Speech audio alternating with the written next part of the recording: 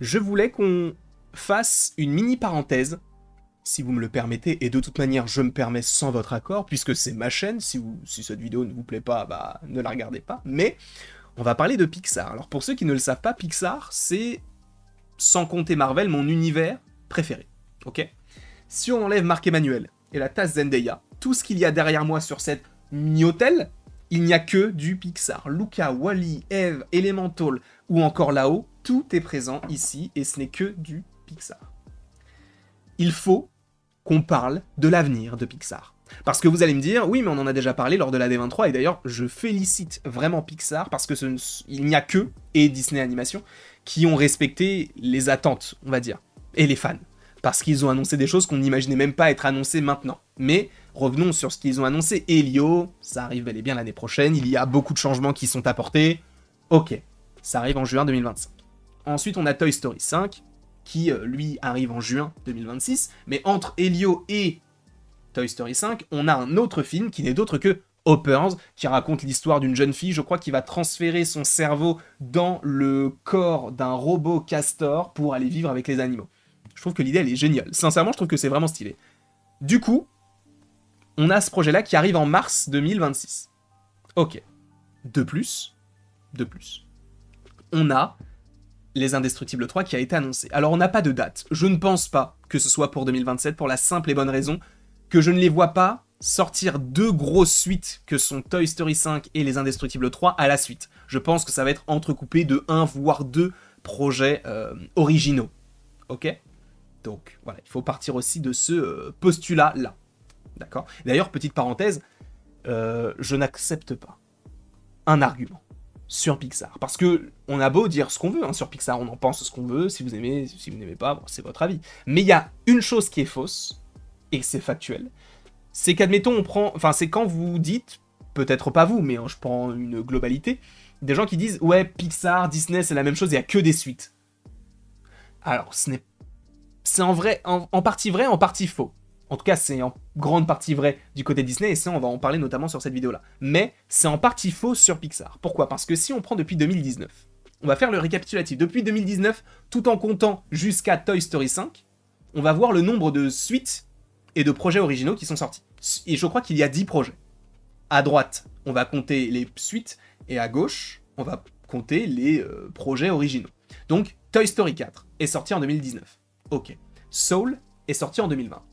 Luca est sorti en 2020. Alerte Rouge est sorti en 2020. Luca 2021, Alerte Rouge 2022.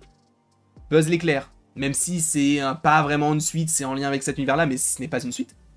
C'est sorti en 2022. 2023, Elemental. 2024, Vice Versa 2. Et ensuite, 2025, Elio. On est toujours là, on est à 6-2, juste pour vous préciser.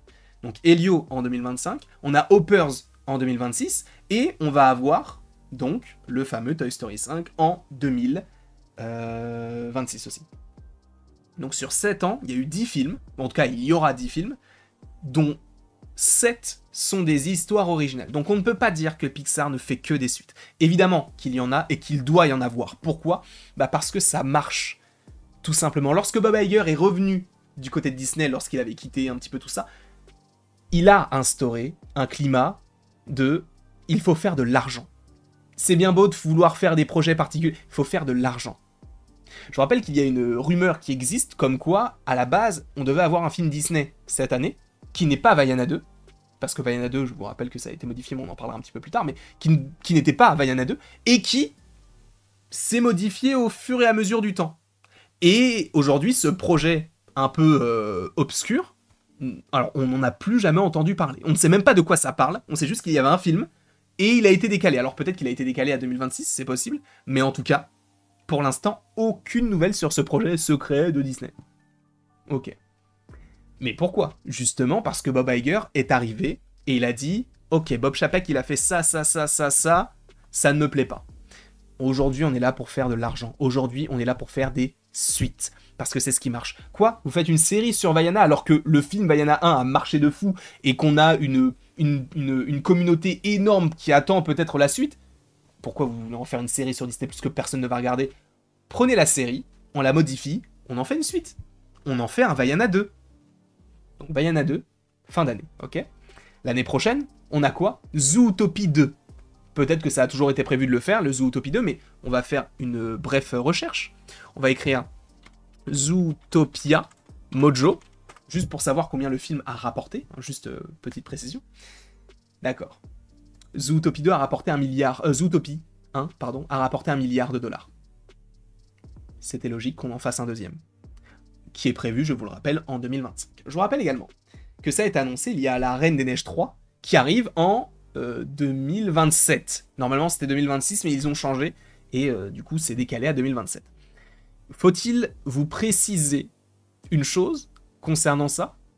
C'est que le film a été annoncé comme un troisième film, et là, lors de la D23, ils ont dit « Ouais, non, mais en fait, c'est une première partie. » Comment ça, une première partie?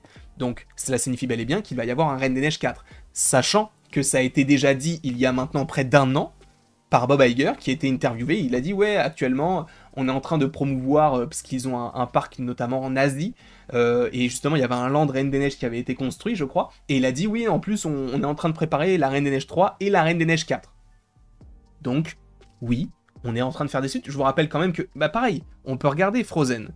Frozen 1 a rapporté combien? Je crois que c'est l'ordre du milliard. Hein.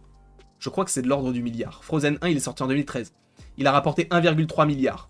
La Reine des Neiges 1, ok? La Reine des Neiges 2 a rapporté 1,4 milliard. Évidemment que le prochain va susciter un énorme engouement et va faire le milliard de dollars. S'ils sont dans la même continuité de ce qu'ils ont fait par rapport à Vice Versa 2, ils vont faire le milliard de dollars. On verra. Mais je pense que ça peut partir là-dessus. Donc, tout ça pour vous dire que oui, que ce soit du côté de Marvel, que ce soit du côté de Pixar, enfin, pas de Pixar du coup, que ce soit du côté de Marvel, Star Wars pour le coup, ou que ce soit du côté de Disney Animation ou Disney Pictures, ce que vous voulez, oui, là on peut parler du fait qu'il n'y a que des suites. Pas que, mais il y en a une grande majeure partie. Par exemple, regardez, le MCU. Après Secret Wars, qu'est-ce qu'on va avoir? Les X-Men, qui est le premier d'une longue série. Mais c'est le premier film, ok. Mais après, on a quoi? Doctor Strange 3. On va avoir supposément Shang-Chi 3. Les 4 Fantastiques 2. On va avoir quoi encore? On va avoir Thor 5. On va avoir... Bon, c'est Disney Marvel, mais Spider-Man 5 et Spider-Man 6. Ça fait beaucoup. Sachant que j'en oublie en plus. Les Gardiens de la Galaxie 4, peut-être les Thunderbolts 2, enfin bref, ils vont faire plein de suites, parce que c'est ce qui marche. Mais je n'accepte pas justement cet argument-là sur Pixar, parce que ce serait totalement faux de le dire. Parce que Pixar, c'est un petit peu le village gaulois. C'est un peu, oui, ce petit pan de Disney qui résiste un petit peu à l'oppresseur, entre guillemets. Moi, j'aime beaucoup ce que fait Pixar, j'en ai fait le sujet de mon mémoire. Mon but dans la vie, c'est de travailler chez Pixar. Je sais que c'est inatteignable, mais c'est quand même un but que je me fixe un jour. Je me dirais, ah, ça serait cool quand même de faire partie un petit peu de cette équipe-là. Je sais que c'est pas possible, mais c'est un rêve. Aujourd'hui, Pixar, pour moi, est le meilleur studio d'animation du monde. Et de l'histoire des studios d'animation.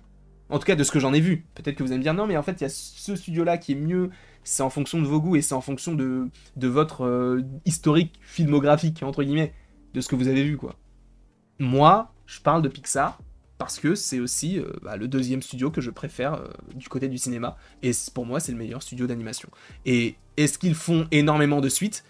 Bah, ils en font. Mais ce ne sont pas ceux qui en font le plus. Encore une fois, on est sur un ratio sur les... en comptant sur une plage horaire de 2019 à 2026, donc sur 7-8 ans, en gros, on est sur 10 films, 7 qui sont des films originaux, et qui n'auront supposément même pas de suite, et 3 qui sont des suites, et qui auront peut-être encore des suites, mais ça fait que 3 sur 10, c'est pas beaucoup. En tout cas, je vous remercie beaucoup d'avoir été présent devant cette vidéo. On va parler à nouveau de Pixar sous un autre pan, ou peut-être qu'on en a déjà parlé, notamment sur Monstres et compagnie, parce que ça aussi, il faut en parler, peut-être un 3e film. Bref, je vous remercie beaucoup, et après tout ceci, il ne me reste plus qu'à vous dire à la prochaine, pour la prochaine. Et encore une fois, merci beaucoup à vous. C'est toujours un plaisir, et encore plus de parler de ce sujet qui est Pixar. Là, sur la prochaine vidéo que je vais tourner, on va parler de Monstres et compagnie, du coup.